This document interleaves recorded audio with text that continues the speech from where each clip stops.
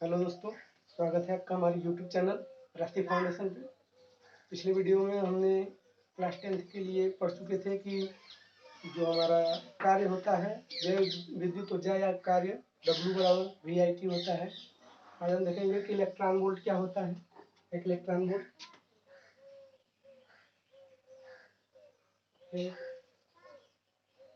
Electron क्या होता है। तो क्या होता है एक इलेक्ट्रॉन वोल्ट, आइए देखते हैं।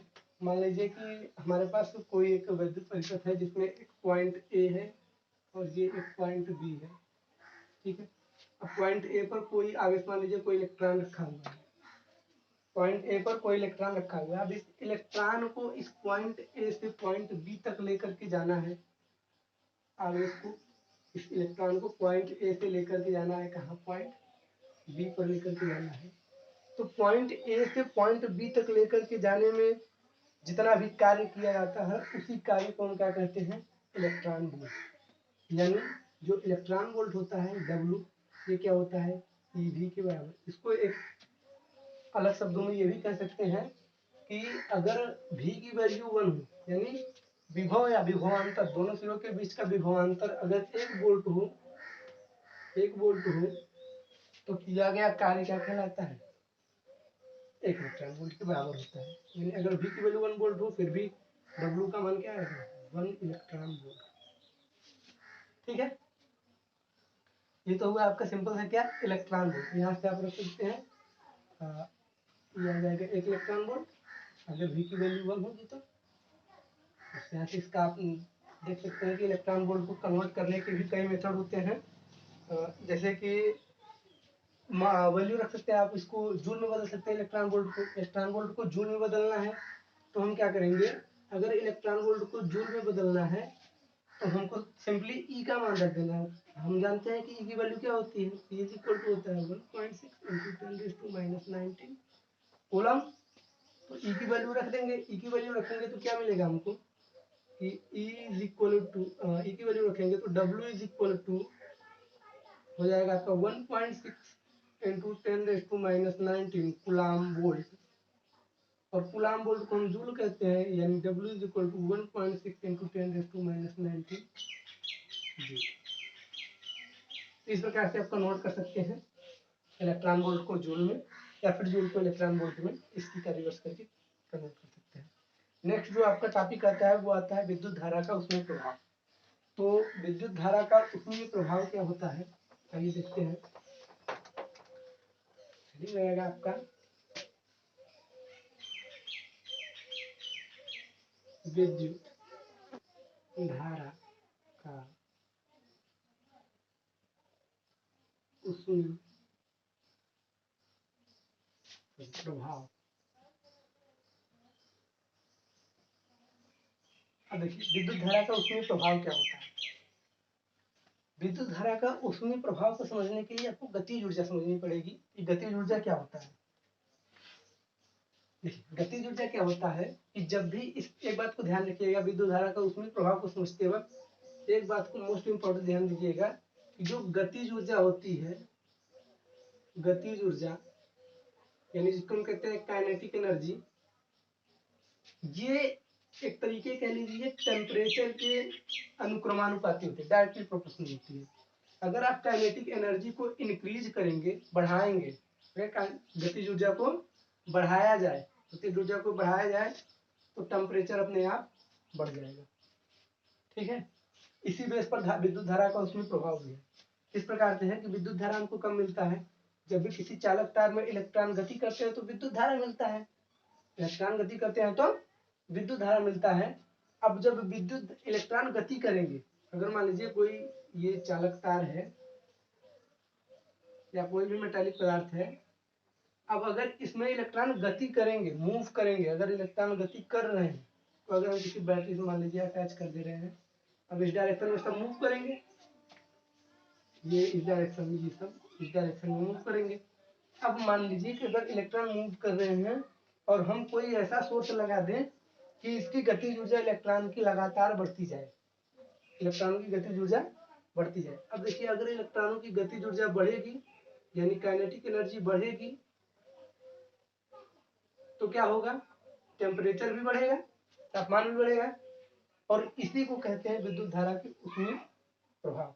यानी कि जब भी विद्युत धारा प्रभावित होती है तो इलेक्ट्रॉनों की गतिज ऊर्जा बढ़ जाती है, और इलेक्ट्रॉनों की गतिज ऊर्जा बढ़ने के कारण तापमान बढ़ जाता है। इसी को, तापमान की बढ़ने की क्रिया को कहते हैं विद्युत धारा का ऊष्मीय प्रभाव। इसका प्रयोग साधारणतः आप देखते हैं विद्युत बल्ब में होता है, और इस्त्री में होता है, इस्त्री कपड़ा यानी प्रेस करने वाला, इन सब में इसी का यूज करता है कि हमको क्या करना होता है कि विद्युत जो होता है इलेक्ट्रॉनों की गतिज ऊर्जा को बढ़ा देना होता है। ठीक है, नेक्स्ट देखते हैं कि इसका जो माप होता है कैसे करते हैं। जो हमारा विद्युत धारा का उसमें प्रभाव है, इसको जनरली हम उसमें प्रभाव को एच से रिप्रेजेंट करते हैं, और इसके प्रभाव को आइए देखते हैं कि इसका प्रभाव क्या होता है। इसकी माप कैसे करते हैं, विद्युत धारा के उसमें प्रभाव की उष्मा की माप कैसे करते हैं।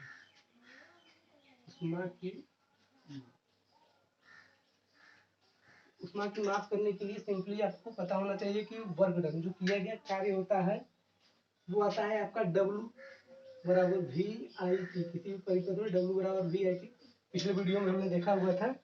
अगर आपको नहीं पता है तो लिंक डिस्क्रिप्शन में दे दिया जाएगा, देख लीजिएगा। W इक्वल टू VIT होता है, ये आता है आपका जूल में। अगर इसी जूल को किसी तरीके हम कैलोरी में कन्वर्ट कर दें, जूल को कन्वर्ट कर दे कैलोरी में, तो वो क्या हो जाएगा, हीट यानी उष्मा। अगर उष्मा को हम, जूल को अगर हम किसी तरीके से क्या कर दें, कैलोरी में कन्वर्ट कर दें, तो क्या हो जाएगा, उष्मा। अब देखिए हमको करना यही होता है, हम जानते हैं कि जो 1 जूल होता है वो इक्वल होता है 1/4.2 कैलोरी के, 1/4.2 कैलोरी के। अब देखिए यहाँ पर जूल है, जूल को हमको कन्वर्ट करना है कैलोरी में, तो क्या करना पड़ेगा, 4.2 से डिवाइड करना पड़ेगा। यानी W अगर एच में कन्वर्ट करना है तो क्या आ जाएगा, VIT डिवाइड बाई 4.2 कैलोरी। अब देखिए ये हीट में चेंज हो गया, यानी उष्मा में बदल गया। ठीक है, इसी तरीके एक और हमारे पास वर्क डन का फार्मूला होता है, वो हो जाएगा आपका H बराबर क्या होता है, अगर यहाँ पर ओम का नियम लगा दें, V is equal to I R, V is equal to I R लगा देंगे तो ये हो जाएगा आपका I square R T divide by 4.2 calorie. फिर से अगर रख दें, यहाँ से देखिए I का वैल्यू फाइंड कर ले तो V/R हो जाएगा, और I का स्क्वायर कर देंगे तो I स्क्वायर करेंगे तो हो जाएगा V²/R। I स्क्वायर की वैल्यू यहाँ पर अगर पुट कर देंगे तो H क्या हो जाएगा, V² अपन, यहाँ पर R स्क्वायर भी होगा, V² T/4.2R कैलोरी, ये हो जाएगा आपका। अब देखिए अगर तीनों को हम एक साथ देखें तो हम तीनों को एक साथ कुछ इस प्रकार से लिख सकते हैं, H is equal to VIT divide by 4.2 is equal to I²R into T divide by 4.2 is equal to V²T divide by 4.2। ये सब के सब किस में आएंगे, कैलोरी। ये हमारा हो जाता है उष्मा के लिए, उष्मा की माप के लिए फार्मूला हो जाता है आपका। सिंपल सा एक फार्मूला होता है, और जो कि काफी इंपॉर्टेंट होता है। और तीनों फार्मूले से हम कुछ कंक्लूजन को भी फाइंड करते हैं, जिसमें से कंक्लूजन नंबर पहला ये आता है कि जो H होता है ये डायरेक्टली प्रोपोर्शनल टू होता है I² के। इस फार्मूले से देखने को मिलता है सेकंड वाले फार्मूले से, इस वाले से। देखिए R तो आपका कांस्टेंट है, टाइम कांस्टेंट ले सकते हैं, ये कांस्टेंट ले सकते हैं, तो H जो होगा वेरिएबल I² की क्या होगा, डायरेक्टली प्रोपोर्शनल होगा। अगर हम देखें फर्स्ट वाले में, देखें फर्स्ट वाले में देखा जाए तो ये इस वाले में, मतलब कौन से समीकरण में, इस वाले में देखा जाए अगर, तो ये टाइम के ही क्या है, अनुक्रमानुपाती है। यानी H जो है यहाँ पर टाइम के भी अनुक्रमानुपाती हो सकता है, इसके भी हो सकता है, I² के भी हो सकता है, और रेजिस्टेंस के भी अनुक्रमानुपाती हो सकता है। ये तीन कंक्लूजन निकल करके आता है कि अगर हीट को बढ़ाएंगे तो हमारा करंट यानी विद्युत धारा का मान भी बढ़ सकता है, समय भी बढ़ सकता है, और प्रतिरोध का मान भी बढ़ सकता है। तो आज के लिए बस इतना ही, इसके आगे डिस्कस करेंगे नेक्स्ट वीडियो में। तब तक के लिए धन्यवाद। और अगर आपने हमारे चैनल को अभी तक सब्सक्राइब नहीं किया है तो फटाफट चैनल को सब्सक्राइब कर ले, ताकि आने वाला वीडियो आपको मिले सबसे पहले।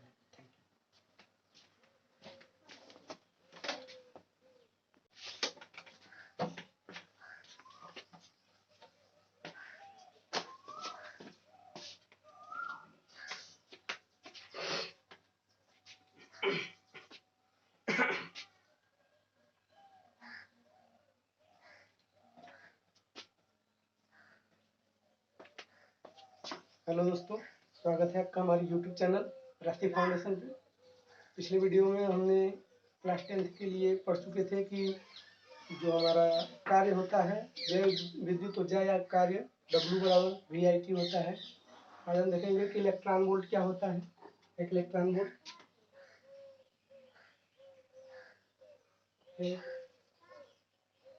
इलेक्ट्रॉन वोल्ट क्या होता है। तो क्या होता है एक इलेक्ट्रॉन वोल्ट, आइए देखते हैं। मान लीजिए कि हमारे पास कोई एक विद्युत परिपथ है जिसमें एक पॉइंट A है और ये एक पॉइंट B है, ठीक है। अब पॉइंट A पर कोई आवेश, मान लीजिए कोई इलेक्ट्रॉन रखा हुआ है। पॉइंट A पर कोई इलेक्ट्रॉन रखा हुआ है। अब इस इलेक्ट्रॉन को इस पॉइंट A से पॉइंट B तक लेकर के जाना है। आवेश को, इस इलेक्ट्रॉन को पॉइंट A से लेकर के जाना है, कहाँ, पॉइंट B पर लेकर के जाना है। तो पॉइंट A से पॉइंट B तक लेकर के जाने में जितना भी कार्य किया जाता है उसी कार्य को हम क्या कहते हैं, इलेक्ट्रॉन वोल्ट।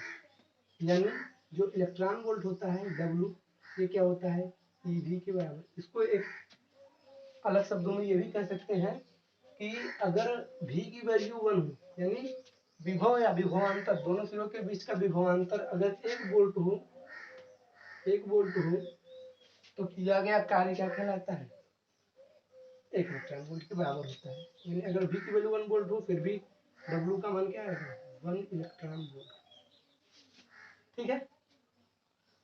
ये तो हुआ आपका सिंपल है क्या, इलेक्ट्रॉन वोल्ट। यहाँ से आप रख सकते हैं ये आ जाएगा 1 इलेक्ट्रॉन वोल्ट। अगर V की वैल्यू 1 होगी तो यहाँ से इसका आप देख सकते हैं कि इलेक्ट्रॉन वोल्ट को कन्वर्ट करने के भी कई मेथड होते हैं। जैसे कि वैल्यू रख सकते हैं आप, इसको जूल में बदल सकते हैं। इलेक्ट्रॉन वोल्ट को, इलेक्ट्रॉन वोल्ट को जूल में बदलना है तो हम क्या करेंगे, अगर इलेक्ट्रॉन वोल्ट को जूल में बदलना है तो हमको सिंपली E का मान रख देना है। हम जानते हैं कि E की वैल्यू क्या होती है, E इज इक्वल टू होता है 1.6 × 10⁻⁹ कूलम। तो E की वैल्यू रख देंगे। E की वैल्यू रखेंगे तो क्या मिलेगा हमको कि E is equal to, E की वैल्यू रखेंगे तो W इज इक्वल टू हो जाएगा आपका 1.6 × 10⁻⁹ कूलम वोल्ट। और कूलम वोल्ट को हम जूल कहते हैं, यानी W is equal to 1.6 × 10⁻⁹ joule. इस प्रकार से आप कन्वर्ट कर सकते हैं इलेक्ट्रॉन वोल्ट को जूल में, या फिर जूल को इलेक्ट्रॉन वोल्ट में, इसकी का रिवर्स करके कन्वर्ट कर सकते हैं। नेक्स्ट जो आपका टॉपिक आता है वो आता है विद्युत धारा का उसमें प्रभाव।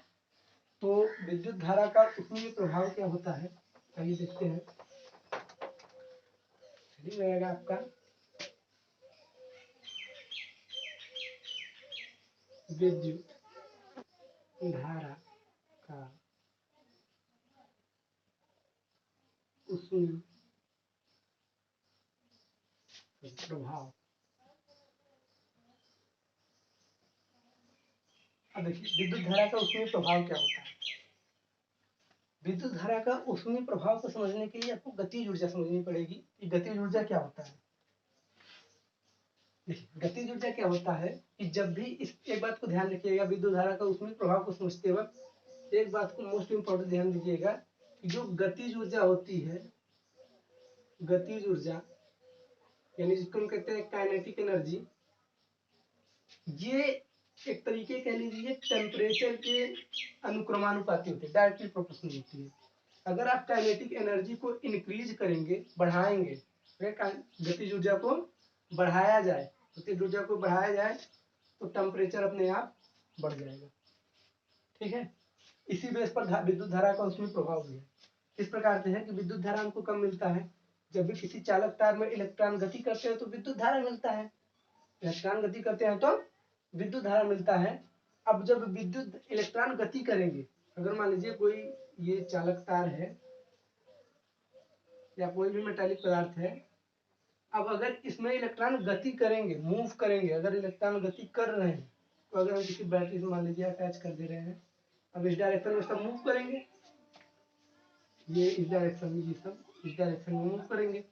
अब मान लीजिए कि अगर इलेक्ट्रॉन मूव कर रहे हैं और हम कोई ऐसा सोर्स लगा दें कि इसकी गतिज ऊर्जा इलेक्ट्रॉन की लगातार बढ़ती जाए, इलेक्ट्रॉनों की गतिज ऊर्जा बढ़ती जाए। अब देखिए अगर इलेक्ट्रॉनों की गतिज ऊर्जा बढ़ेगी यानी काइनेटिक एनर्जी बढ़ेगी तो क्या होगा, टेम्परेचर भी बढ़ेगा, तापमान भी बढ़ेगा, और इसी को कहते हैं विद्युत धारा की ऊष्मीय प्रभाव। यानी कि जब भी विद्युत धारा प्रभावित होती है तो इलेक्ट्रॉनों की गतिज ऊर्जा बढ़ जाती है और इलेक्ट्रॉनों की गतिज ऊर्जा बढ़ने के कारण तापमान बढ़ जाता है। इसी को, तापमान की बढ़ने की क्रिया को कहते हैं विद्युत धारा का ऊष्मीय प्रभाव। इसका प्रयोग साधारणतः आप देखते हैं विद्युत बल्ब में होता है और इस्त्री में होता है, इस्त्री कपड़ा यानी प्रेस करने वाला, इन सब में इसी का यूज करता है कि हमको क्या करना होता है कि विद्युत जो होता है इलेक्ट्रॉनों की गतिज ऊर्जा को बढ़ा देना होता है। ठीक है, नेक्स्ट देखते हैं कि इसका जो माप होता है कैसे करते हैं। जो हमारा विद्युत धारा का उसमें प्रभाव है, इसको जनरली हम उसमें प्रभाव को एच से रिप्रेजेंट करते हैं और इसके प्रभाव को आइए देखते हैं कि इसका प्रभाव क्या होता है। इसकी माप कैसे करते हैं, विद्युत धारा के उसमें प्रभाव की उष्मा की माप कैसे करते हैं।